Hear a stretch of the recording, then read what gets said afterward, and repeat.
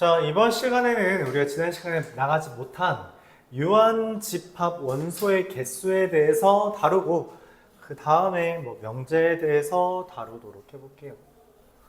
일단 유한집합 원소의 개수에 대해서 다루도록 하겠습니다. 그러니까 집합이라는 것을 우리가 다루는 과정 중에 그 연산에 대해서 다루고 있는데, 그러면은 어떤 집합의 원소의 개수가 이렇게 정해졌을 때 그걸 이용해서 다른 집합들의 원소의 개수를 구할 수 있냐는 거예요. NB라는 게 있을 수도 있겠고요. N, A 곱이 이런 것들이 주어졌을 때 다른 애들의 원소의 개수를 구할 수 있냐라는 이야기입니다. 당연히 있겠죠. 그래서 어떻게 구하냐면 N, A 합 B라는 것부터 다루면, 아까도 말했지만 아까 우리가 슬쩍 했지만 집합에서는 합집합을 했을 때 중복되는 게 존재해요. 그쵸? 그래서 걔네들을 제외해 주는 겁니다. 그래서 그냥 간단하게 NA를 NB를 더해 주는데, 더하면 무슨 일이 생긴다고? A랑 B가 있을 때 A를 더한다는 거 색칠을 하고요. B를 더해 주면 여기 가운데가 두 번 색칠되잖아요. 그쵸? 당연히. 그러니까 중복된 부분은 빼준다는 거예요. 그 중복된 부분은 우리가 교집합이라고 일컫고, A 교비는 빼준다라고 말을 한 겁니다. 되게 당연한 이야기잖아요. 우리가 이런 거 언제 많이 봤어요? 중학교 거에서도 이런 거 많이 봤죠. 여기 넓이 구해달라라고 하면은 있잖아. 전체 넓이에서 얘 넓이 빼주고 얘 넓이 빼준 다음에 여기 넓이는 더해준다라는 그런 개념. 그쵸? 중학교 때도 있고 고등학교 1학년 때도 1학년 수학 상 처음 다항식 연산할 때도 했었죠. 그래서 중복된 거기 때문에 빼준다라는 개념이에요. 그러면은 이게 만약에 3개짜리면 어떡하냐는 거야. 3개짜리면 어떡하냐. 아까 벤 다이어그램을 그렸었는데 대칭 차집합 할 때 한번 다시 그려볼까요? A라는 게 있고요, B라는 게 있고요, C라는 게 있어요. 합집합은 여기 색칠한 부분에 원소의 개수를 일컫습니다. 그래서 NA를, NB를, NC를 당연히 더하는 거예요. 이때 무슨 일이 생긴다? 중복이 발생한다는 거예요. 한번 색칠해 볼게요. A를 한번 색칠했고요. B를 색칠했어요.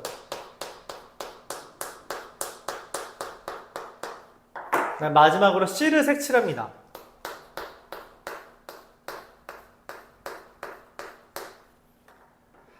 우리가 원소의 개수는 한 번씩만 세야 되기 때문에 이렇게 두 번, 여기 몇 번 색칠됐어요? 붉은색, 노란색, 주황색이 다 있죠? 얘는 두 번씩 색칠되고 여기 가운데 거는 요만큼은 3번 색칠된 걸 볼 수 있어요. 그래서 빼줍니다. 중복된 걸 빼줄 거야. 우선은 A 교집합 B를 빼주고, B 교집합 C를 빼주고, C 교집합 A를 빼줍니다. 그래서 A 교집합 B를 한 번 빼줘요. 여기 2번, 3번 색칠돼 있었는데 맞지? 한 번 빼줍니다. 그럼 몇 번 남아요? 한 번과 2번이 남게 되죠.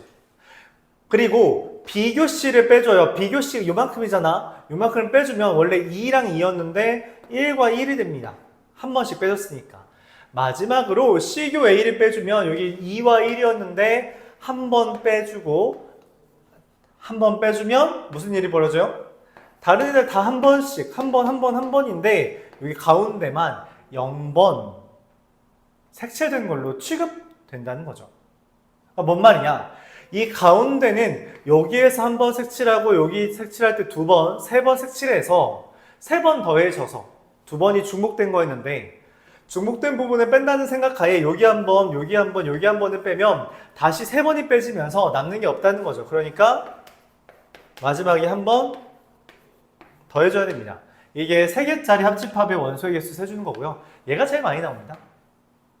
얘가 굉장히 많이 나오죠. 그래서 합집합에 3개짜리 합집합의 원소의 개수는 하나씩 더하고 2개씩은 빼고 3개짜리는 더해준다 라고 생각해주면 됩니다. 자, 그리고 여집합의 원소의 개수는 당연한 이야기지만 전체에서 A의 원소의 개수를 빼주면 되고요.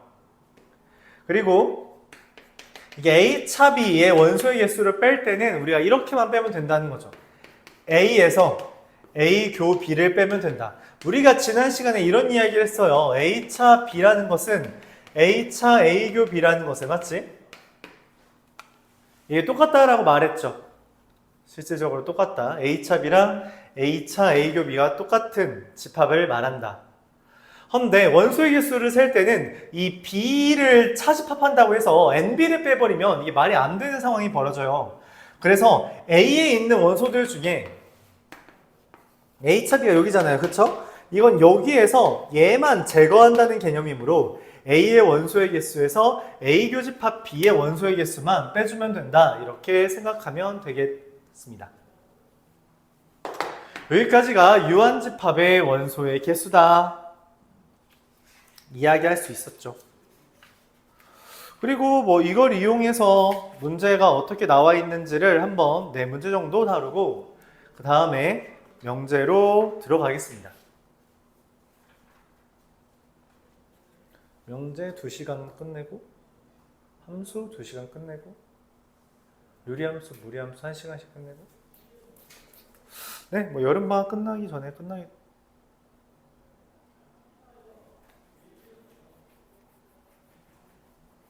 여름방학 끝나기 전에 끝나겠네.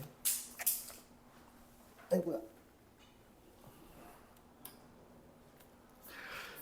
자, 한번 문제 관련된 거 보도록 해봅시다. 얘랑 관련된 거 232번이에요.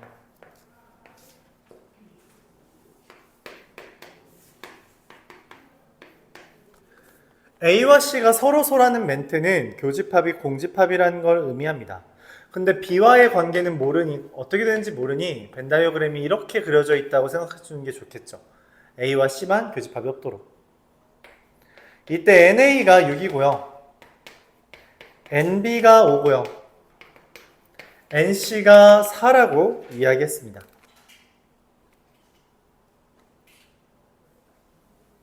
근데 NA와 B가 9래요. 아니, 이상한데? 6개고 5개인데 어떻게 합집합은 9개가 되지? 아, NA랑 NB를 더하고 NA 교집합 B를 한 게 9인 거니까 교집합이 얼마다? 2개 있다라고 볼 수 있는 거죠. 그 다음에 B합C라는 것도 6이라는 것은 NB와 NC를 더하고 NB교C를 뺀 게 6이므로 얘가 5고 4니까 여기가 3이다 이렇게 구할 수 있겠죠. 즉 여기에 2개가 있고 여기가 3개가 있다는 거예요. 근데 이 A라는 동그라미 안에 총 6개가 있기 때문에 여기 4개, B라는 동그라미에 5개가 있는데 이미 2개, 3개가 있죠? 그래서 5개. C라는 거에 4개가 있어야 돼서 여기 1개, 여기는 0개 이렇게 쓸 수 있겠네요. 이때 A 합 B 합 C, 즉 여기 전체의 개수는 몇 개? 4 더하기 2 더하기 3 더하기 1, 그래서 10개 이렇게 셀 수 있습니다. 그래서 이거 우리가 집합 기호처럼 계산을 해줘도 괜찮지만 그게 아니라 방금처럼 각 영역의 개수를 표현한 다음에 그 개수들을 더해서 구해주기만 해도 괜찮다는 것을 알 수 있어요.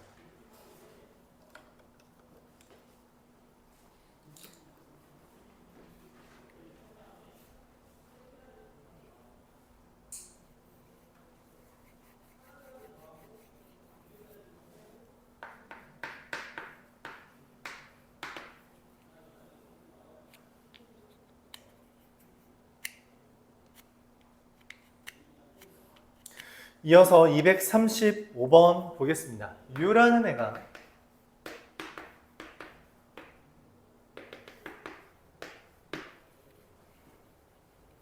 1, 2, 3, 4, 5, 6, 7, 8 이렇게 돼 있어요. NA는 K고요. NB, A교 B. A교 B가 K-3이랍니다. 그때 이 B의 원소의 최대값을 라지 m, 최소값을 스몰 mk. 얘 스몰 mk라는 게 의미하는 게 뭐냐면 K가 결정될 때마다 최소값이 결정된다는 거죠. 그렇대요. 근데 지금 내가 원하는 게 M6이므로 K가 6이라고 가정하겠습니다.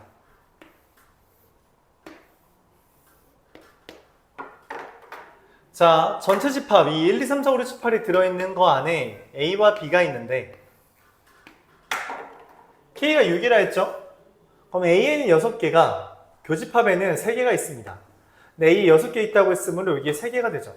자, 그러면 B에는 문제는 뭐냐면 여기에 몇 개가 있는지 모른다는 거잖아. 그치? 요만큼에. 근데 지금 여기 6개가 있죠? 그 말은 이 K에 들어갈 수 있는 여기에 들어갈 수 있는 최대는 몇 개예요? 여기 최대 최소가 있다며. 그쵸? 최대는 몇 개야? 최대. 간단해요. 최대 몇 개겠어? 남은 애들 다 들어오면 최대가 되겠죠. 그쵸? 남은 애들이 몇 개인데 총 8개 있잖아. 8개 중에 6개는 이미 자리를 정했단 말이야. 그러면은 이 M이라는 거는 남은 원소 2개가 다 들어온 경우, 그러니까 원래 지금 이미 3이 확정돼 있는데 거기에 2가 들어온 5가지 경우가 최대가 될 거고요. 최소값은 뭐겠어요? 안 들어오면 되겠죠. 안 들어오면 되잖아. 그래서 3이에요. 그래서 뭐 둘 더 하면 됩니다. 끝.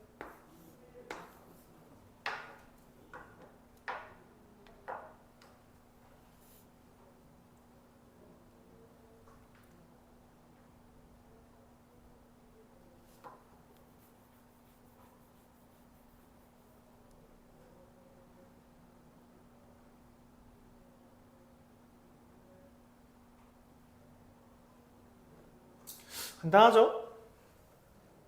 그러니까 여기에 이미 확정된 6개 말고 남은 2개가 여기와 들어갈 수 있는 곳은 이제 뭔 말이냐면 8개 중에 이거 말고 2개가 남는데 그 2개가 들어갈 수 있는 곳은 여기랑 여기 2군데예요.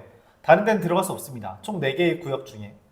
근데 여기에 몰빵되면 최대값이 되고요. 여기에 몰빵되면 최소값이 되겠다. 이렇게 생각해주면 된다는 겁니다. 확정된 것과 미확인 곳, 미확인 거를 구분 지어주는 거죠. 239번을 볼 건데 여기다가 한번 볼까요?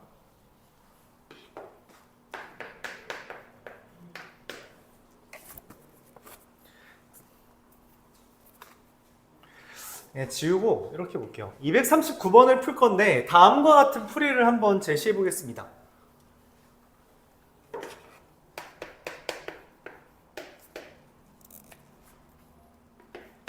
A라는 집합, B라는 집합, C라는 집합이 있어요.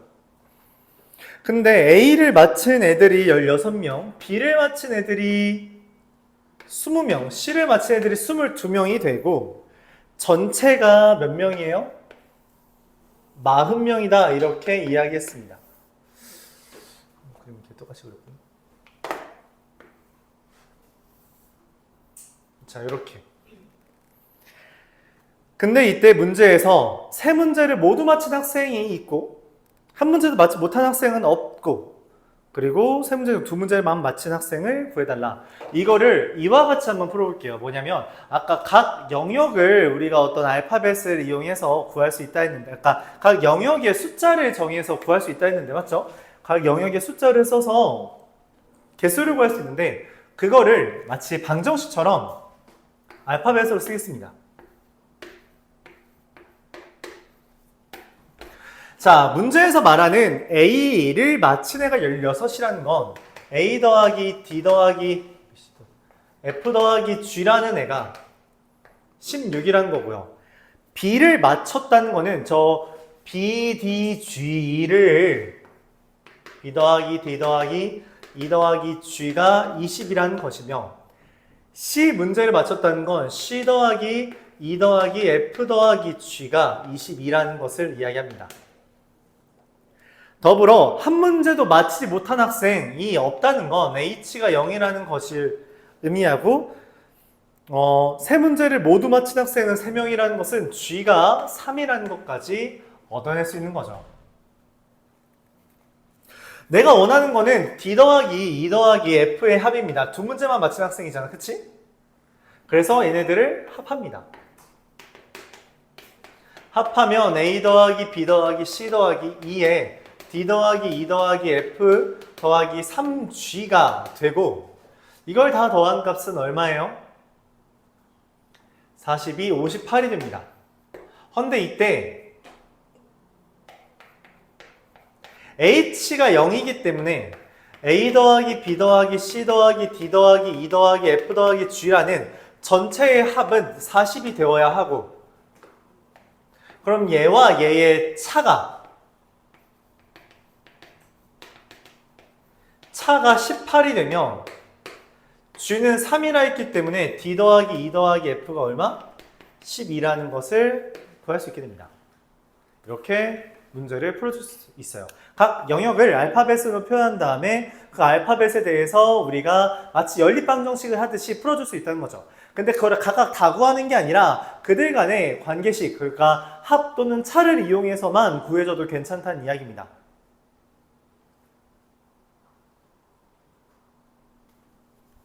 이렇게 되겠죠. H가 0이라서 이런 일이 벌어진 거예요. H가 0이라서 A, B, C, D, E, F, G 더한 게 40이다 라고 말할 수 있는 거죠.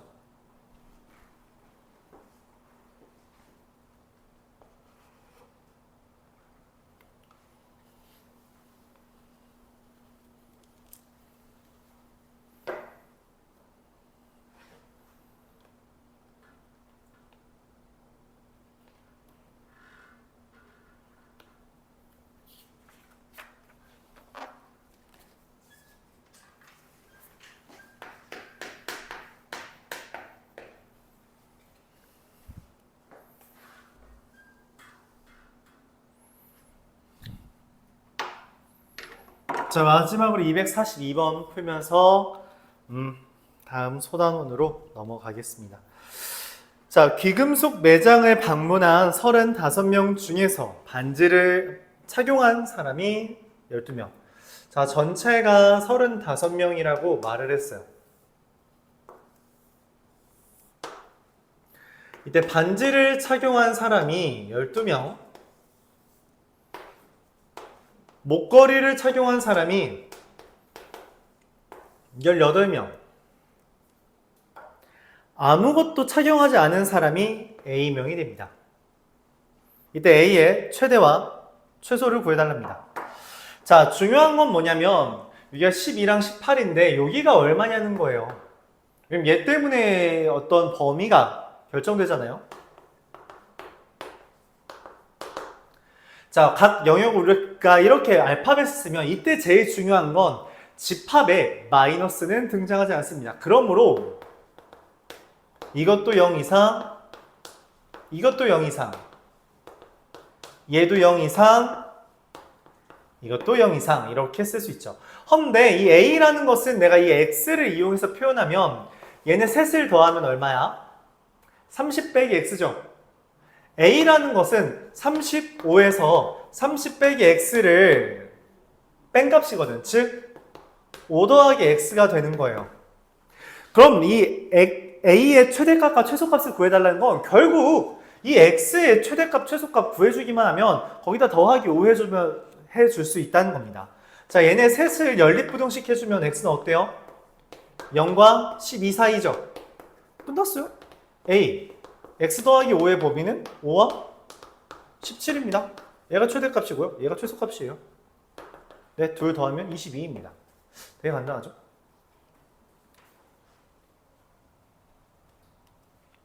각 영역을 알파벳으로, 그러니까 문자를 이용해서 표현했을 때 집합에는 뭐가 없다?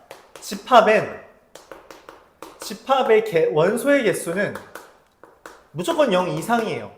그러므로 각 영역을 우리가 알파벳을 문자로 썼을 때 걔네들이 전부 다 0 이상이라는 범위, 그러니까 부등식이 형성된 거죠.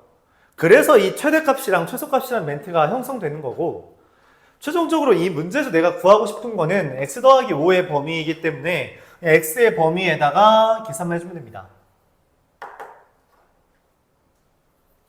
그럼 이제 문제에서 다른 아이디어를 물어볼 수 있는 건 x의 범위 말고 12-x의 범위를 물어보는 경우도 있는데, 그쵸? 그러니까 반지만 산 사람, 반지만 구입한 사람 의 범위를 구하라고 할 수 있는데, 이건 x가 0과 12이므로 그냥 0부터 12까지다. x가 0이면 12고요. x가 10이면 0이다. 이렇게 하면 할 수 있죠. 그리고 또 물어볼 수 있는 주제는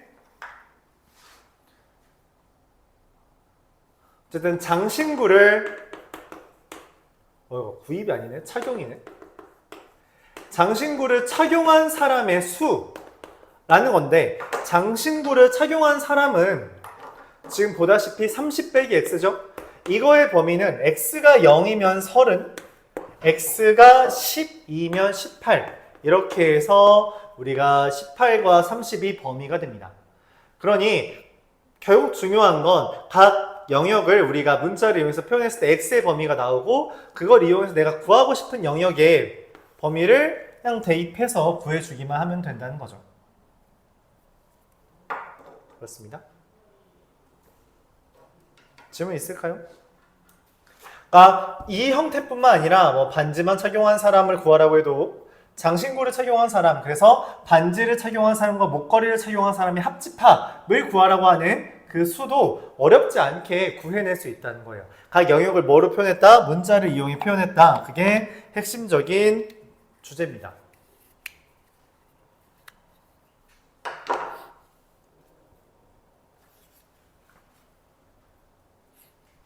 자, 여기까지가 이제 원소의 개수에 대한 주제예요. 혹시 질문 있나요?